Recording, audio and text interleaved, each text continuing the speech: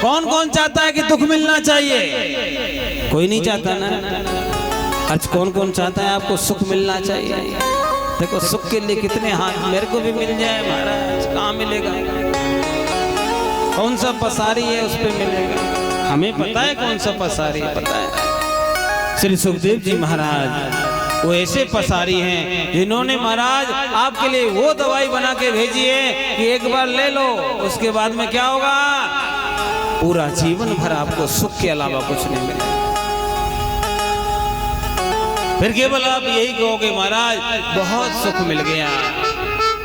अब तो क्या कि सुख के माथे सिल पड़े जो हरि हृदय से जाए, और बलिहारी वा सुख की जो पल पल नाम जपा।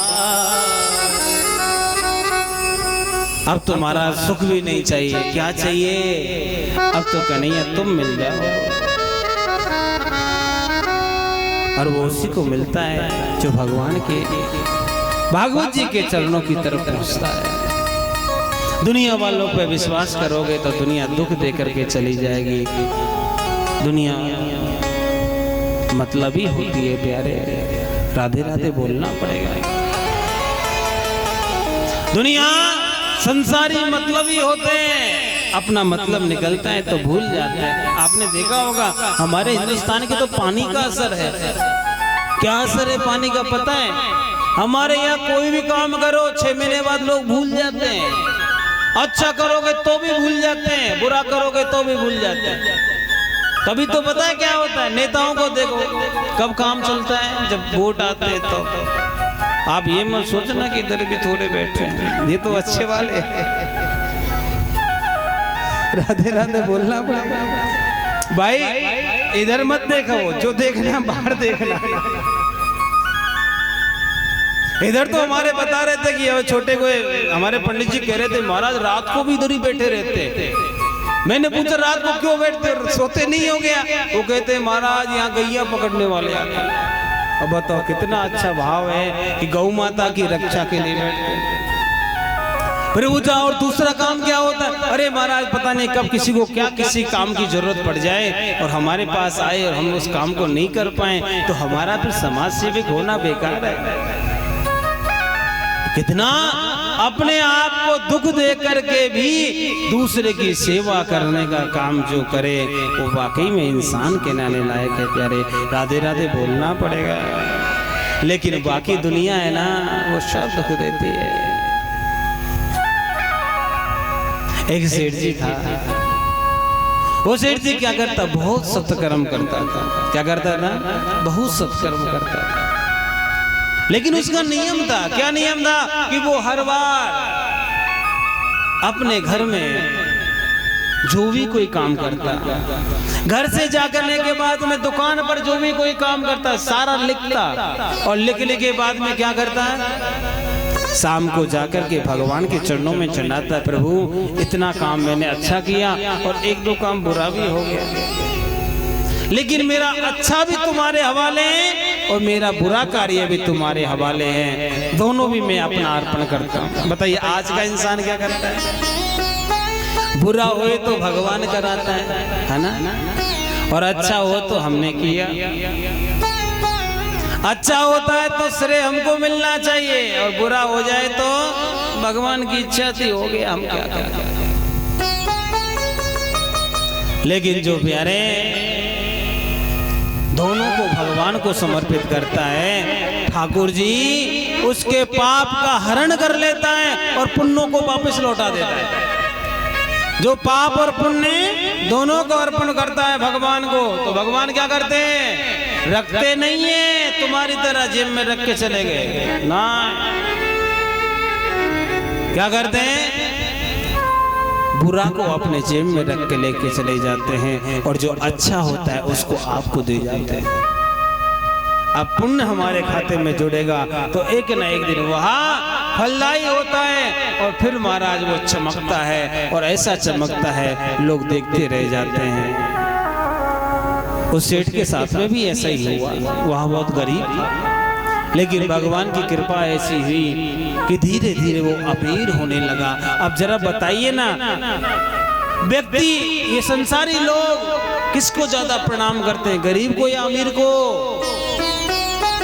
हाँ जी, गरीब को तो एक बार प्रणाम होता है 5 साल में, लेकिन अमीर को जहां से निकलता है तहां से कहते राधे राधे, जय श्री कृष्णा, राधे राधे, राम राम।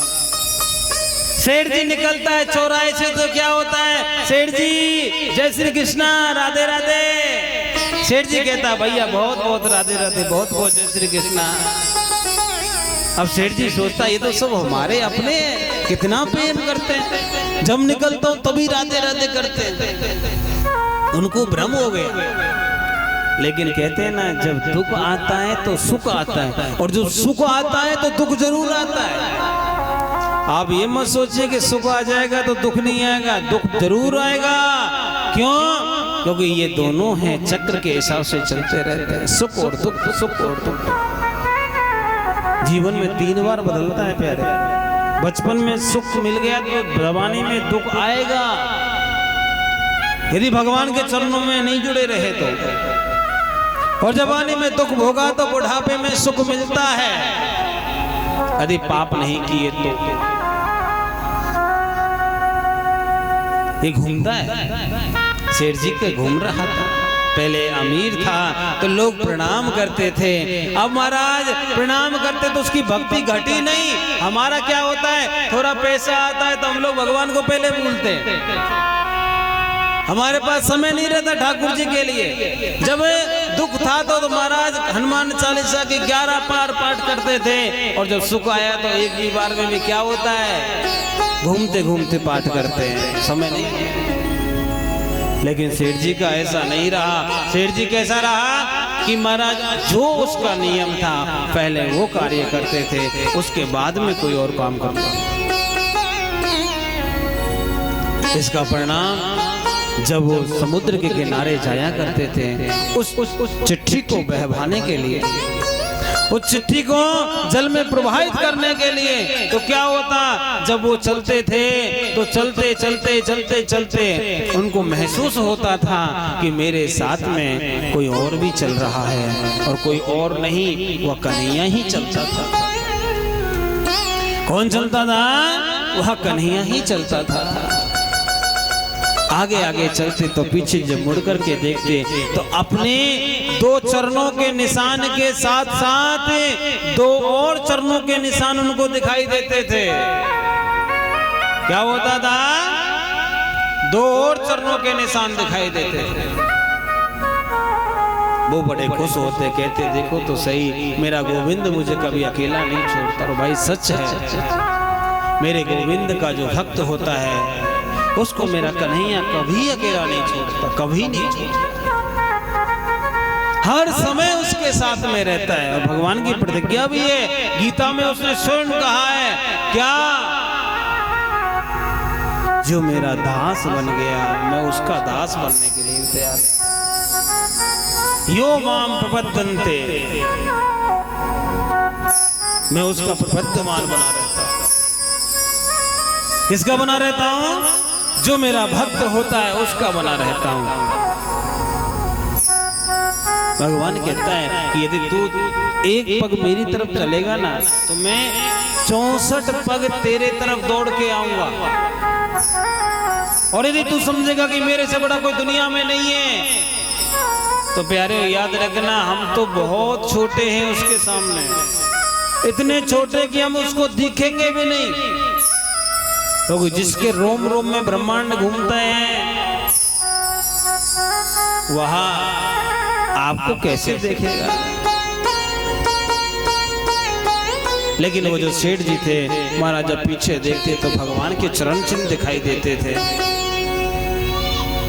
लेकिन समय बदला, और समय ऐसा बदला कि जो अमीरी थी वो जाती रही, और गमीरी जो गरीबी हुआ, गरीबी ने डेरा डालना प्रारंभ कर दिया। गरीब होते चले गए। गरीब होना कोई बड़ी बात नहीं है, गरीब होना कोई गलत नहीं है, गरीब होना कोई महाराज कोई बुरा कार्य नहीं, गरीब तो कोई भी हो सकता है, लेकिन गरीब होकर के दरिद्री बनना बहुत बड़ी बात हो जाती है। दरिद्रता को अपने घर में मत लाने देना।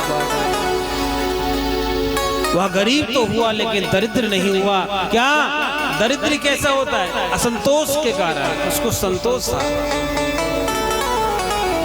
गरीब होने के बावजूद भी वह भगवान की उस भक्ति से दूर नहीं गया, वह कार्य करता रहा। अब जो लोग थे जो राधे राधे जय श्री कृष्णा करते थे, वो सेठ सोचने लगा मैंने सबकी सेवा करी, सबको हेल्प किया, सबको सहायता करता था, क्यों ना मैं इनसे सहायता मांगू। अब क्या होता है महाराज, जिससे वो सेठ जी कहते हैं ना, वही 5 बहाने बना के सुना देता है। फोन करने की कोशिश करते हैं ना, सोचो होता है ना, जब महाराज सुख होता है तो लोग सब हाथ फैला के कहते हैं कोई सेवा का मौका हमें भी दो, और जब दुख आता है तो सब किनारा करने लगते हैं। आज जो महाराज पहले राधे राधे आगे से प्रणाम करते थे, वो अब क्या करते हैं, सेठ जी दिखते ही अपने घर को बंद किनारा कर लेते हैं, मुंह देखना पसंद नहीं करते। अब ये व्यवहार जब उस सेठ जी ने देखा तो वो सोचने लगा आखिर क्या किया मैंने, इतना इनका सेवा किया और फिर भी ये लोग मेरे को ऐसा। व्यवहार को देख देख करके सेठ जी के मन में भाव होने लगा क्या कि दुनिया किसी की नहीं है, मेरा तो गोविंद है, मैं गोविंद के सहारे जी सकता हूँ। और महाराज वह दुखी नहीं हुआ, भगवान के सहारे चलता रहा। लेकिन जब ज्यादा दुख आया तो आज क्या हुआ प्यारे, जो 4 चिन्ह दिखाई देते थे वो 2 गायब हो गए। तब जब ज्यादा संकट आया, अब वो सेठ सोचता है मैंने तो सुना था कि दुनिया ही मतलबी होती है, लेकिन यहाँ तो लग रहा है कि भगवान भी मतलबी है। मन में भ्रम हो गया भाई। उसने सोचा दुनिया मतलबी हुई तो हुई, भगवान मतलबी हुआ तो हुआ, मैं तो इंसान हूं ना, अपना कर्म करता रहूंगा और अपने कर्म के हिसाब से एक ना एक दिन तो भगवान को भी देना पड़ता है, क्योंकि शास्त्र कभी झूठ नहीं बोलते। शास्त्र कहते हैं महाराज अनन्यास चिंतयन्तो माम ये जनाः पर्युपासते तेषां नित्याभियुक्तानां योगक्षेमं वहाम्यहम्। भगवान परब्रह्म ने कहा है कि अन्नता से मेरा कर्म करते चले जाओ, मेरे को अपने आप को सौंपते चले जाओ, फल मैं आपको अवश्य दूंगा। अवश्य में भोक्तव्यम कृतम ते शुभाशु। कर्म करता चला गया और समय आया, गरीबी रुकी नहीं, रुक नहीं पाई, गरीबी निकल गई और महाराज वह धीरे धीरे फिर संपन्न हो गया और पहले से जैसा नहीं, पहले से भी ज्यादा अमीर होकर चला गया और समय अपना प्रभाव दिखा गया। अब महाराज जो लोग दूर जा चुके थे, जो पूछते भी नहीं थे, वह लोग अब क्या कर रहे हैं, धीरे धीरे नजदीकियां बनाने लगे प्यारे। कहते हैं सेठ जी राधे राधे। अब सेठ जी तो पहचान गया था, कहता है क्या भैया कह दूंगा। लोग कहते हैं सेठ जी जय श्री कृष्णा, सेठ जी कहते चिंता ना करो कह दूंगा। लोग सोचते हैं किससे कहेगा, क्या करेगा, वो कहता है महाराज कह दूंगा। अब लोगों ने 2-4 बार किया तो उसकी घरवाले को कहा देवी जी क्या बात है, आपके पतिदेव का थोड़ा माइंड ठीक है। उन्होंने कहा क्या बात हो गई, अरे हम राम राम करते हैं, जय श्री कृष्णा करते हैं, राधे राधे कहते हैं। वो तो कहते कह दूंगा, कह दूं, किससे कहते हैं, तुमसे कहते हैं, और मेरे से तो नहीं कहते। देवी जी ने शाम को आए, पूछा कि महाराज क्या बात है, अरे पैसे आया तो अभिमान साथ में आ गया आपको, पहले तो ऐसे अभिमानी नहीं लगते थे, आज क्या हो गया।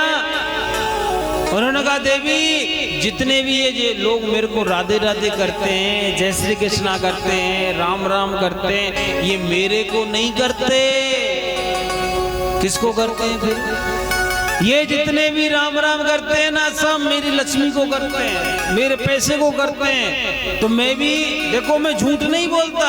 जब ये कहते हैं राम राम राधे राधे, तो मैं भी कहता हूं कह दूंगा। मैं क्या करता हूं, शाम को आता हूँ, तिजोरी खोलता हूँ और खोलने के बाद में लक्ष्मी जी के दर्शन करता हूँ और दर्शन करते करते कहता हूँ देवी मैया, आज रामू ने श्यामू ने जो हैं सब ने आपको राम राम जय श्री कृष्णा कह की भाई ले लो। तो मैं उनकी श्री कृष्णा उनको पहुंचा देता हूँ, अपने पास में नहीं रखता।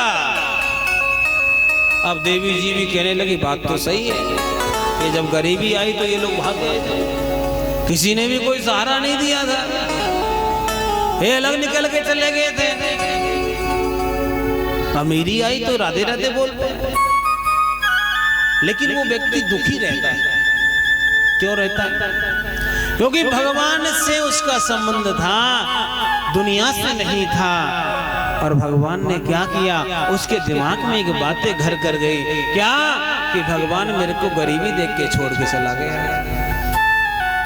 अब वो समुद्र के किनारे जाता तो है, लेकिन उसको दो चिन्ह नहीं दिखाई देते। लेकिन जब अमीर हुआ तो पुनः वो 2-4 चिन्ह हो गए, 2 से 4 होते चले गए। अब उससे रहा नहीं गया और भगवान को कोसने लगा, प्रभु मैंने सुना था लोग मतलबी होते हैं, लेकिन मुझे तो लगता है कि आप भी मतलबी हो। गरीबी आई तो छोड़ के भाग गए थे, अमीरी आई तो फिर आ गए, शर्म नहीं लगती? किससे कह रहा है, किससे कह रहा है? भगवान तुम कह सकते हो? नहीं कह सकते, जानते हैं भगवान रुष्ट हो गया तो पता नहीं क्या कर देगा। लेकिन उस सेठ जी को कोई दिक्कत नहीं है, क्यों?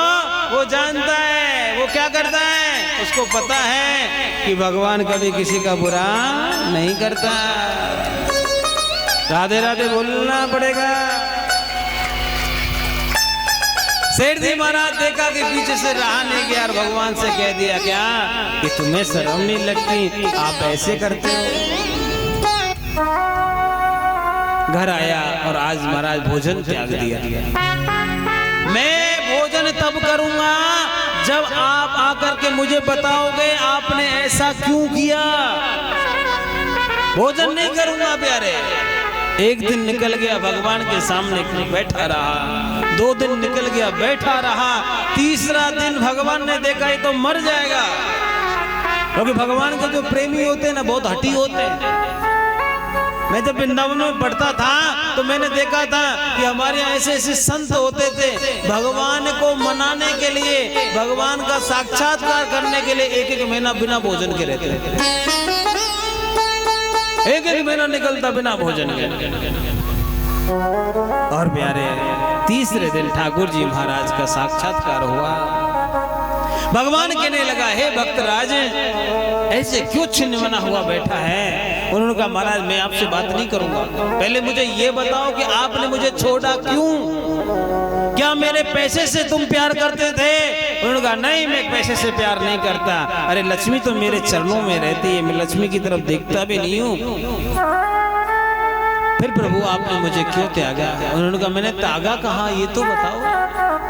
अरे प्रभु कैसे झूठ बोलते हो, मैंने आंखों से देखा है, जब अमीरी थी तो 4 पैर दिखते थे, गरीबी आई तो 2 कहाँ गए। उन्होंने कहा बाबले तेरे को पता नहीं है, मैं अपने भक्तों के लिए अपना तो क्या चरणों को नहीं, अपने आप को मिटाने को तैयार रहता। तुझे पता नहीं है, तुझे पता नहीं है, जब गरीबी आई थी ना तो तेरे को देखा नहीं गया मेरे से। मैंने देखा कि मेरा भक्त बड़ा दुखी है और ये कष्ट वो सहन नहीं कर सकता, इसलिए मैंने तुमको अपनी गोद में उठा लिया और वो जो 2 चरण थे वो तुम्हारे नहीं, वो मेरे थे।